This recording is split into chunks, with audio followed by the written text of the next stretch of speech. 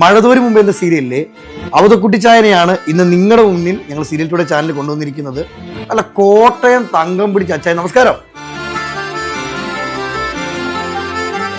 ഞാൻ കേട്ടിട്ടുണ്ട് ഈ മഴതോരു മുമ്പ് എന്ന സീരിയലിന്റെ ഒരു വിജയം എന്ന് പറയുന്നത്, നിങ്ങൾ ആ സീനൊന്ന് കാണുക. അലീനയാണ് എൻ്റെ കയ്യെ പിടിച്ചുകൊണ്ട് നടക്കുന്നത്. അവളാണ് എൻ്റെ ബലം, കൊച്ചുപെണ്ണ്, വെല്ലിപ്പച്ചൻ്റെ കൊച്ചുപെണ്ണ്. ഈ മീശയ്ക്ക് എന്തെങ്കിലും സീക്രട്ട് ഉണ്ടോ? ഞങ്ങളുടെ ക്യാമറ നോക്കി പ്രേക്ഷകർക്ക് വേണ്ടി ഒന്ന് പിരിക്കാവോ?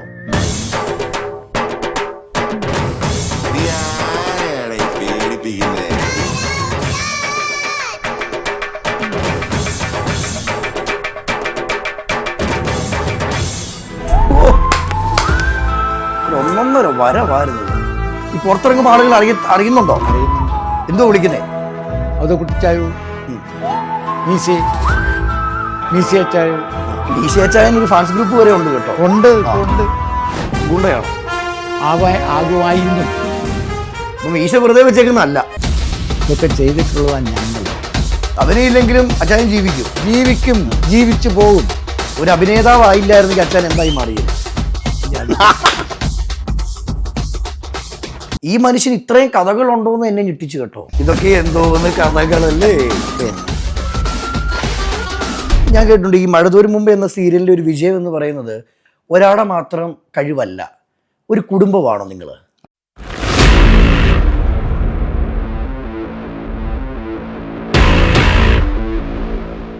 എല്ലാവർക്കും നമസ്കാരം. ഞാൻ അജിൻ വർഗീസ്. സീരിയൽ ടുഡേ മറ്റൊരു എപ്പിസോഡിലേക്ക് ഏവർക്കും സ്വാഗതം. മഴതോരു മുമ്പ് എന്ന സീരിയലിലെ അവതക്കുട്ടിച്ചായനെയാണ് ഇന്ന് നിങ്ങളുടെ മുന്നിൽ ഞങ്ങൾ സീരിയൽ ടുഡേ ചാനൽ കൊണ്ടുവന്നിരിക്കുന്നത്. നല്ല കോട്ടയം തങ്കം പിടിച്ച അച്ചായൻ, നമസ്കാരം. നമസ്കാരം. എന്നാ ഉണ്ട് വിശേഷം? സുഖം. ഒരുപാട് സന്തോഷം കേട്ടോ. ഞങ്ങളുടെ അലീനെ പറപ്പിക്കാൻ വന്നു. അതെ. അച്ചായൻ പറന്നോ? ഞാൻ പറന്നുപോയി, വീണുപോയി. അതാണ് സത്യം.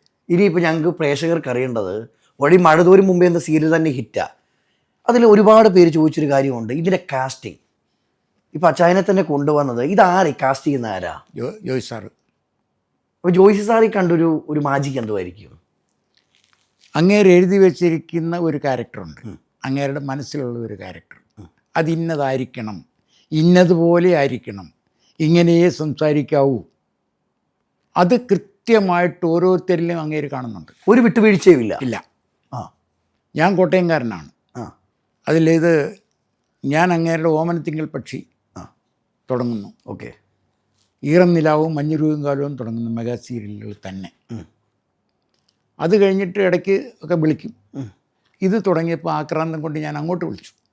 എനിക്കൊരു ചാൻസ് വേണേ. എന്നെ മറന്നോ? അങ്ങനെ മതി. എന്നെ മറന്നിട്ടൊന്നുമില്ല. 300 എപ്പിസോഡ് കഴിയുമ്പം വരും. 305-ാമത്തെ എപ്പിസോഡിൽ ഞാൻ റെഡിയാണ്. അടിപൊളി. ഒരു കാര്യമേ ഉള്ളൂ, അച്ഛനിപ്പോൾ എവിടെയാ? ഞാൻ വീട്ടിലുണ്ട്. നാളെ ഷൂട്ടുണ്ട്, മനു വിളിച്ചോളൂ. കഴിഞ്ഞു. ഈ അവതക്കുട്ടിച്ചാൻ്റെ ശരിക്കുള്ള പേരെന്തുവാ? ഔതക്കുട്ടി. റിയൽ നെയിം മനസ്സിലായില്ല. സീരിയലിന്റെ പേരല്ല ഔതക്കുട്ടി. ഔതക്കുട്ടി എൻ്റെ ശരിക്കുള്ള പേര്. എൻ്റെ ശരിക്കുള്ള പേര് അച്ചൻകുഞ്ഞ്. അതിൽ ഈ അച്ചൻകുഞ്ഞിൻ്റെ അകത്ത് ഞാനൊരു കോട്ടയം കൂടെ ചേർത്തു. ഓക്കെ. കാരണം വേറൊരു അച്ചൻകുഞ്ഞുണ്ടായിരുന്നു, ലോറി അച്ചൻകുഞ്ഞ്, കോട്ടയത്ത് തന്നെ. ഞങ്ങൾ നാടകക്കാരാണ്, നാടകത്തിൽ അഭിനയിച്ചുകൊണ്ടിരിക്കുന്നു. അങ്ങേര് ലോറി അച്ചൻകുഞ്ഞായി, അച്ചൻകുഞ്ഞ് മാത്രമായി. പിന്നെ അച്ചൻകുഞ്ഞ്. അപ്പോൾ ഈ അച്ചൻകുഞ്ഞ് മാത്രം ഞാനിത് എടുത്തുകൊണ്ട് പോയി കഴിയുമ്പോൾ ഒരു അച്ചൻകുഞ്ഞ് വേറെ ഇല്ലായിരുന്നില്ല. അത് എന്ന് ചോദിക്കുമ്പം അത് നമുക്കൊരു ക്ഷീണം പോലെ തോന്നി. അതെ. ഞാൻ ഉടനെ കയറി കോട്ടയം അങ്ങ് വെച്ചു. ഇനി ആ പേര് ആരും കൊണ്ടുപോകണ്ട, വേണ്ട. അങ്ങനെ കോട്ടയം അച്ചൻകുഞ്ഞായി.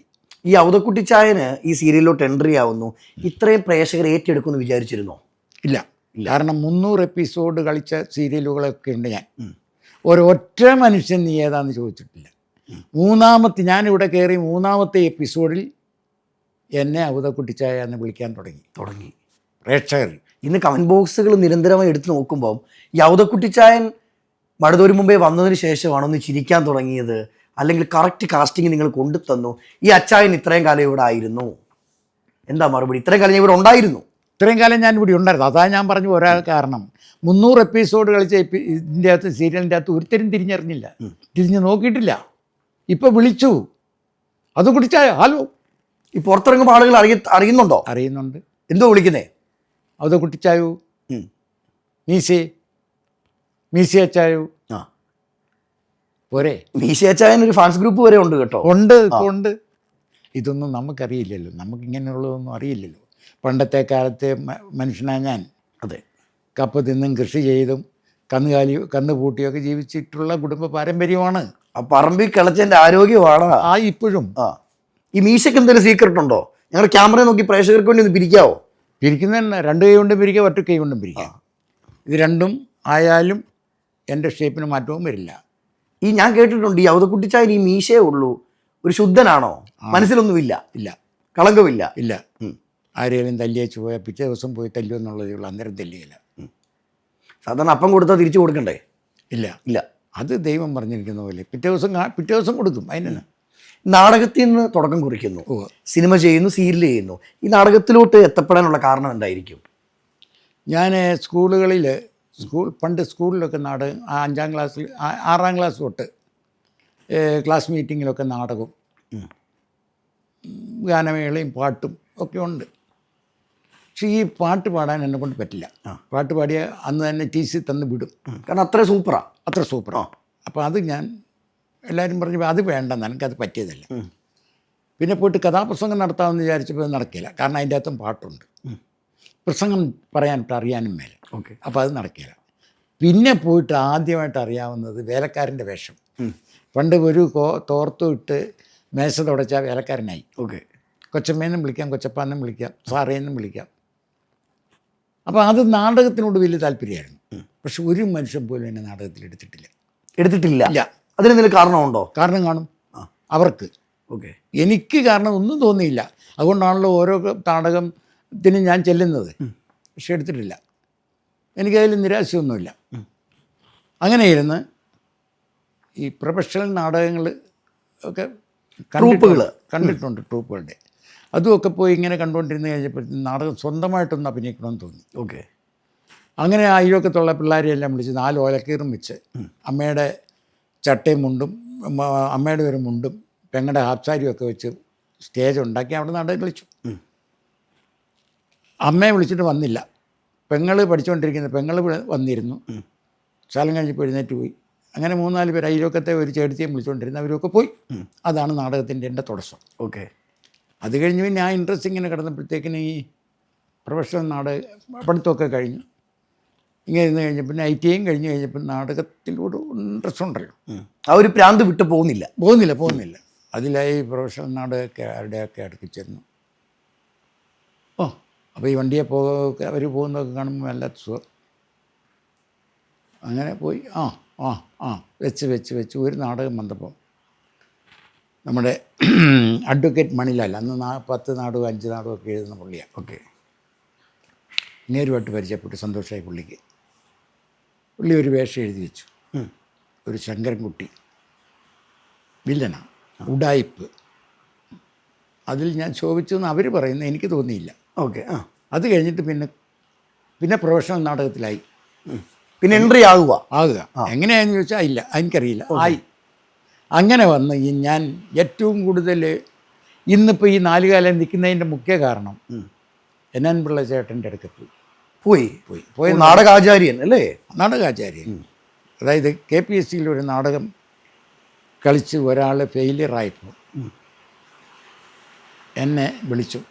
കോട്ടയത്ത് ഒരു അഡ്വക്കേറ്റ് ശങ്കുണ്ണി മേനോൻ മുഖാന്തരം എന്നെ വിളിച്ചു. ഞാൻ ചെന്നു, തൊഴിൽ വെച്ചു, ഇതിലൊരു വേഷമുണ്ട്, ചെയ്യണം. അപ്പോൾ എനിക്ക് സന്തോഷം, അങ്ങാരുടെയൊക്കെ കൂടെ ഒരു ഭാഗമാകാൻ പറ്റിയല്ലോ. ചെയ്യാമെന്ന് പറഞ്ഞു. ഇറങ്ങി വന്നു. അങ്ങനെ വേണമെന്നൊക്കെ പറഞ്ഞു. അന്നേരം മറ്റേ പുള്ളി ഇവിടെ വന്നു, ആ ചെയ്തുകൊണ്ടിരുന്ന പുള്ളി. സാറേ, ഞാൻ തൃശ്ശൂർക്കാരനാണ്, എനിക്കിതേ അറിയാവുള്ളൂ, എന്നെ ഇവിടുന്ന് പറഞ്ഞു വിടാൻ പോകാമെന്നാണ് പറഞ്ഞു. എനിക്ക് വേറൊരു വരുമാനമില്ല, ഭാര്യയ്ക്കും മക്കൾക്കും ചെലവിന് കൊടുക്കണം. സാറ് വരാൻ പോവുകയാണെന്ന് പറഞ്ഞു. ആയിക്കോട്ടെ. എനിക്കത് വല്ലാതെ ഇതായി, വിഷമമായി. ശരി ഞാൻ വിളിച്ചേട്ടനൊന്ന് പറയാം. ഞാൻ ചെന്ന്, ചേട്ടാ ഞാൻ ഇതിൻ്റെ അകത്ത് അഭിനയിക്കുന്നില്ല. ഇതുപറ്റി? ഞാൻ പറഞ്ഞു, ഇതാണ് സംഭവം. അങ്ങേരുടെ ഇതുകൊണ്ട്. ശരി പൊക്കോ, നാളെ വീട്ടിലോട്ടൊന്ന് വരണം. അപ്പോൾ തന്നെ തല്ലി കൊല്ലാനാണോ വെടിവെച്ച് കൊല്ലാനാണോ എന്നൊന്നും എനിക്കറിയാം, പറയാൻ പറ്റത്തില്ലല്ലോ. ആ ഞാൻ പിറ്റേ ദിവസം വീട്ടിൽ അന്ന് എനിക്കൊരു ലാംബി സ്കൂട്ടറാണ്. ഓക്കെ. അപ്പോൾ ഈ പോകുന്ന വഴിക്ക് എല്ലാവരും അറിയും ഞാൻ പോകുന്ന വഴിക്ക്. കാരണം ഇതിൻ്റെ സൈഡ് ഡോർ ഇങ്ങനെ ക്ലിപ്പേല, ഇടയ്ക്കിടയ്ക്ക് ഇത് വിട്ടുപോകും, ഭയങ്കര ഒച്ച ചെയ്ത് താഴെ പോകും. അപ്പോൾ എല്ലാവരും എത്തി നോക്കും, ആ അങ്ങനെ അവിടെ ചെന്നിട്ട് അന്ന് തൊട്ട് കഞ്ഞിയും കുടിച്ച്, കാലത്തെ കഞ്ഞി കുടിക്കുക, ഉച്ചയ്ക്ക് കഞ്ഞി കുടിക്കുക, വൈകിട്ടും കഞ്ഞി കുടിച്ചിട്ട് എനിക്ക് വീട്ടിൽ പോകാം. പക്ഷേ അങ്ങേരുടെ എഴുത്തുപേരയിലോട്ട് കൊണ്ടുപോയിട്ട് എന്തെല്ലാം ലോകത്തിൽ നടക്കുന്നു, നടക്കാനുണ്ട്, നടക്കാൻ പോകുന്നു എന്നുള്ളതും നാടകം എന്താണെന്നും എങ്ങനെയാണ് നാടകമെന്നും എങ്ങനെ അഭിനയിക്കണമെന്നും എന്നെ പഠിപ്പിച്ചിറക്കി വിട്ടു. വലിയൊരു ഭാഗ്യമല്ലേ? ഭാഗ്യം, അങ്ങനത്തെ ഒരു ഭാഗ്യം വേറെ ആർക്കും കിട്ടിയിട്ടില്ല എന്നുള്ളത്. തീർച്ചയായിട്ടും. അതിൽ നിന്നാണ് ഞാൻ ഇന്ന് ഈ നിലയിലെത്തിയത്. അതിൽ നിന്ന് തന്നെയാണ് ആ അങ്ങേരുടെ അനുഗ്രഹമാണ് എന്നോട് ഒരൊറ്റ കാര്യമോ തന്നെ ഞാൻ വിളിക്കാൻ കാരണം ആ പാവപ്പെട്ടവൻ്റെ മനസ്സ് കണ്ടുകൊണ്ടാണ്. തീർച്ചയായിട്ടും. അതില്ലെങ്കിൽ ഞാൻ എൻ്റെ വീട്ടിലോട്ട് തന്നെ വിളിക്കില്ല. അങ്ങനത്തെ ഒരു മനസ്സുള്ളത് കൊണ്ടാണ്. അല്ല, മറ്റാരും അങ്ങനെ പറയണമെന്നും ഇല്ല. തനിക്ക് എവിടെ പോയാലും അഭിനയിക്കാം, അത് തന്നെ കൊണ്ട് പറ്റും. പക്ഷെ അവനെ കൊണ്ടത് പറ്റില്ല. അതുകൊണ്ട് അവൻ തുറന്നു പറഞ്ഞു, മതി, ഇതാണ് എൻ്റെ ബേസ്. അല്ല, എന്നാലും എപ്പോഴെങ്കിലും ഒന്ന് ചിന്തിക്കായിരുന്നു, എനിക്ക് കിട്ടിയ ഒരു ചാൻസാണ്, വല്ലവന് വേണ്ടി മാറ്റി വെക്കണോ എന്നൊരു ചിന്തയില്ലായിരുന്നോ? ഇല്ല, ഉണ്ടായിരുന്നു. പക്ഷേ വേറൊരാളായിരുന്നെങ്കിൽ ഉണ്ടായേനെ. അതെ, അതാണ് ചോദിച്ചത്. വേറൊരാൾ ആ സ്ഥാനത്ത് നിന്ന് സംസാരിച്ചിരുന്നെങ്കിൽ ഉണ്ടായേനെ. ഇത് സംസാരിച്ചത് എനിക്ക് മക്കളെ പോറ്റണം, വേറൊരു പണി എനിക്കറിയില്ല. അതൊരു നാടകക്കാരൻ്റെ വീക്ക്നെസ്സുമാണ്. അവൻ്റെ ജീവിതം അതാണ്. അവനതല്ലാതെ വേറൊന്നുമില്ല. അറിയാൻ മേല, കിളയ്ക്കാൻ അറിയാൻ മേല, കപ്പ ഇടാൻ അറിയാൻ മേല, കൊയ്യാൻ അറിയാൻ മേല, മെതിക്കാൻ അറിയാൻ മേല. പിന്നെ എന്തു ചെയ്യും അവൻ? ഇത് മാത്രമാണ് അറിയാവുന്നത് ഒരു നാടകക്കാരൻ, ഒരു സീരിയലുകാരൻ. ചെറുപ്പത്തിൽ ഒരു സീരിയലുകാരട്ട് അവൻ ഒരു പണി ചെയ്യാൻ അറിയാൻ മേല, വീട്ടിൽ വെള്ളം കോരി കൊടുക്കാൻ അറിയാൻ മേല, പോയി കപ്പ പറിച്ചുകൊണ്ട് വരാൻ അറിയാൻ മേല, തെങ്ങ കയറിയിട്ടുണ്ട് തേങ്ങ ഇടാൻ അറിയാൻ മേല. ഇതൊക്കെ ചെയ്തിട്ടുള്ളതാണ് ഞങ്ങൾ. അവനില്ലെങ്കിലും അച്ചായൻ ജീവിക്കും, ജീവിച്ചു പോകും. അവൻ്റെ സങ്കടം, അവൻ മക്കളെ വളർത്തുന്ന ആ ഒരു സങ്കടം, അതിലെനിക്ക് എൻ്റെ നന്മയോ എൻ്റെ നേട്ടമോ ഞാൻ ചിന്തിച്ചില്ല, ഓർത്തുമില്ല.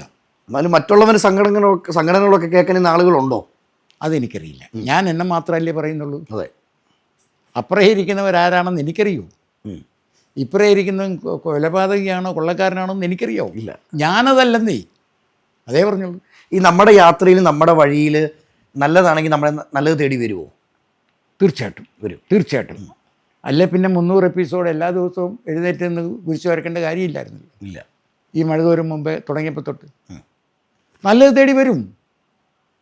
പ്രാർത്ഥിച്ചാൽ കിട്ടും, അത് എൻ്റെ വിശ്വാസം. ഒരു വിശ്വാസിയാണോ? ആണ്, അതെ. പുറമേ കാണിക്കാനല്ല, എൻ്റെ ഉള്ളിൻ്റെ ഉള്ളിൽ. ഒരു അഭിനേതാവായില്ലായിരുന്നെങ്കിൽ അച്ഛൻ എന്തായി മാറിയേനെ? ഞാൻ ഒരു കൃഷിക്കാരനായേനെ, അല്ലെ വെറും ഒരു ആർക്കും കൊള്ളരുതാത്ത ഒരുത്തനായി പോയേനെ. ഗുണ്ടയാണോ? ആകുമായിരുന്നു. അപ്പം ഈശ വെറുതെ വെച്ചേക്കുന്നതല്ല. അതെൻ്റെ ഇത് കിടക്കുന്നതാവാം. അതെ. ഈ വീട്ടിലൊക്കെ സപ്പോർട്ടാണോ? തീർച്ചയായിട്ടും. ആ ഒരു കാലഘട്ടത്ത് അങ്ങനെ മക്കളെ വിടുവോ? ഈ അഭിനയ രംഗം അല്ലെങ്കിൽ അഭിനയം ഒന്നുമില്ല. എൻ്റെ ഫാദർ ചെറുപ്പത്തിലെ മരിച്ചതാണ്. എൻ്റെ അമ്മയ്ക്ക് നാടകം എന്താ, സിനിമ എന്താ, സീരിയൽ എന്താണെന്നറിയാം. അന്ന് സീരിയലില്ല, സിനിമ നാടകം, ഇത് രണ്ടും കേട്ടിട്ടുള്ളൂ. നാടകം എന്താണെന്ന് പോലും അറിയില്ല, കണ്ടിട്ടില്ല, കേട്ടിട്ടില്ല. അമ്മേ ഞാൻ നാടകത്തിന് പോവാം. അതെ. സിനിമ ആകുമ്പോഴും അമ്മേ ഞാൻ സിനിമയ്ക്ക് പോവാം. നാടകത്തിന് പോവാണോ മോൻ? അതേ അറിയാവുള്ളൂ. അവിടുന്ന് എന്തെതിരെ തിരിച്ചിവിടെ വന്നു. ഭാര്യയായി, മക്കളായി, ഓരോന്നായി. എൻ്റെ സീരിയൽ, അപ്പം ഞാൻ സീരിയലിലായി. ദുബായിലിരുന്ന് മകൻ പറയും, പപ്പായുടെ ആ പുറകിലത്തെ മുടി 2 പൊങ്ങി നിൽപ്പുണ്ട്, ഒന്ന് വെട്ടിക്കളയണം. മോള് വിളിച്ചു, അതൊക്കെ കൊള്ളാം, നന്നായിരിക്കും, ഇന്നത്തെ കുഴപ്പമില്ല. ഭാര്യ, അവൾ ഗവൺമെൻറ്റിലായിരുന്നു, റിട്ടയർഡായി. അത് കഴിഞ്ഞ് പുഷ്പഗിരി മെഡിക്കൽ കോളേജിൽ പോയി സ്റ്റാറ്റിസ്റ്റിക്സ് ഡിപ്പാർട്ട്മെൻറ്റ് വർക്ക് ചെയ്യുന്നു. നഴ്സുമാരൊക്കെ സീരിയൽ കാണുന്നുണ്ട്. അതെ.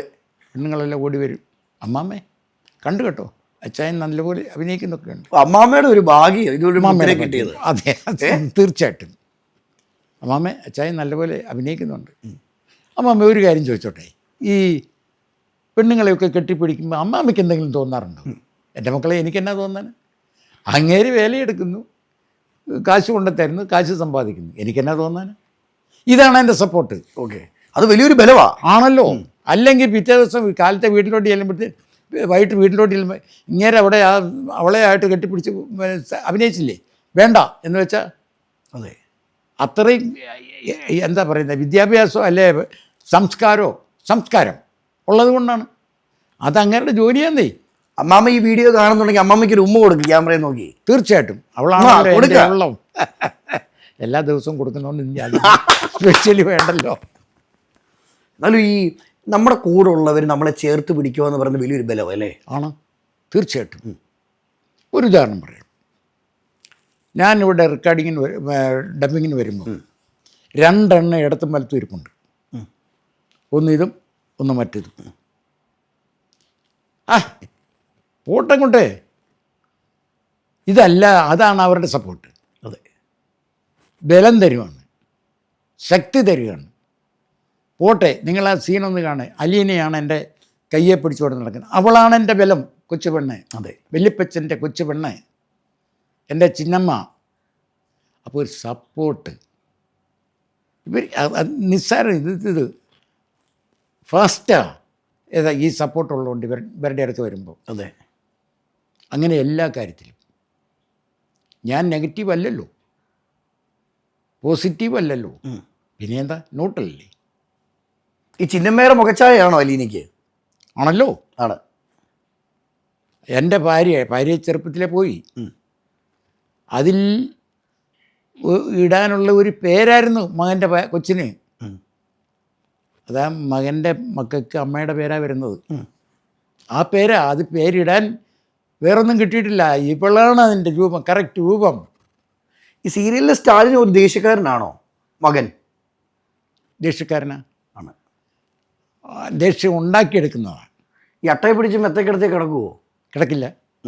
അതുകൊണ്ട് നീ കളഞ്ഞേക്ക് എന്ന് പറഞ്ഞല്ലോ. അതെ, പക്ഷേ അത് അട്ടയല്ലടാ, അല്ല, അത് മാലാകയാ. ഓ, അതുകൊണ്ടാണ്. എന്നാലും എനിക്ക് ചിരി വന്നതേ, അവതച്ചായം പറപ്പിക്കാൻ വന്നു, ആ ജീപ്പേ കയറി പറന്നങ്ങ് പോയല്ലേ. അതിൻ്റെ ഒരു കമൻ്റാണത്. ഈ പ്രേക്ഷകർക്കൊരു ഡൗട്ട് ഉണ്ടായിരുന്നു കേട്ടോ, എനിക്ക് പോലും.